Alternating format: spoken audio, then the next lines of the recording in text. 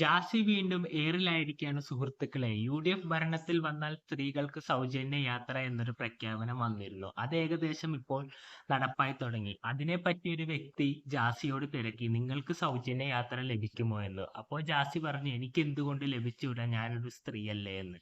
എന്തായാലും കൂടുതൽ പറയും മുമ്പ് നമുക്ക് ആ വീഡിയോ ഒന്ന് കാണാം.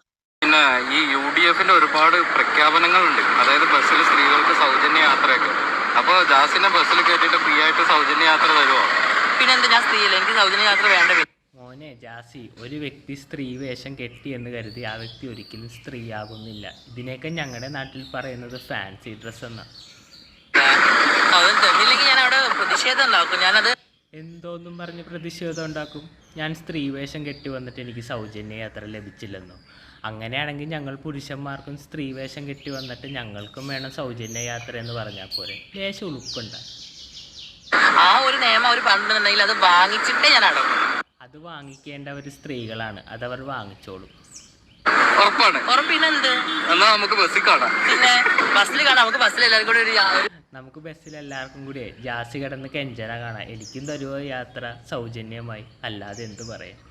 ടൂർ പോകണല്ലേ രാജവത്ത? എല്ലാ പെണ്ണുങ്ങൾക്കും കൂടി ഒരു ബസ്സിൽ ഞങ്ങൾ ഗവി പോകാനുള്ള ഒരു പ്ലാൻ ചെയ്യുന്നുണ്ട് അല്ലേ? നമുക്ക് അതുകൊണ്ട് ഗവിയിലേക്ക് പോകാം. അതാവുമ്പോൾ ഗവൺമെന്റ് വണ്ടി ഉണ്ടല്ലോ, നമുക്ക് സുഖമായിട്ട് ഗവി പോയി ഇറങ്ങിക്കൂടെ, പൈസ കൊടുക്കാൻ. കേട്ടില്ലേ? ഇതാണ് ജാസിയുടെ മനസ്സിലെ മോഹങ്ങൾ.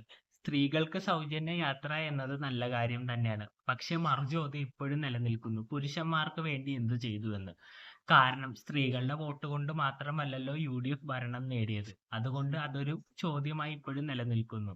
ബൈക്ക് മോഡിഫിക്കേഷൻ ഒക്കെ പറയുന്നുണ്ടെങ്കിലും അത് നമുക്ക് ഒരിക്കലും ഒരു വികസനത്തിന്റെ ഭാഗമായി കൂട്ടാൻ കഴിയില്ല. അത് യൂത്തിന്റെ ഒരു ക്രേസ്, അത് ആ നിലയിൽ അങ്ങ് പോകും. പിന്നെ എൻ്റെ ഒരു പേഴ്സണൽ ഒപ്പീനിയൻ ആണ്, ഈ സ്ത്രീകൾക്ക് മാത്രം സൗജന്യ യാത്ര കൊടുക്കാതെ ഫിസിക്കലി ഹാൻഡിക്യാപ്ഡ്, ഡിസേബിലിറ്റി എല്ലാവർക്കും കൂടി കൊടുക്കാൻ ശ്രമിക്കുക. കാരണം സ്ത്രീ പുരുഷൻ എന്നൊരു വ്യക്തിയിലുപരി ഇത്തരം വ്യക്തികൾ ഒരു ദിവസം കടന്നു പോകാൻ ഒരുപാട് സ്ട്രഗിൾ ചെയ്യുന്നവരാണ്.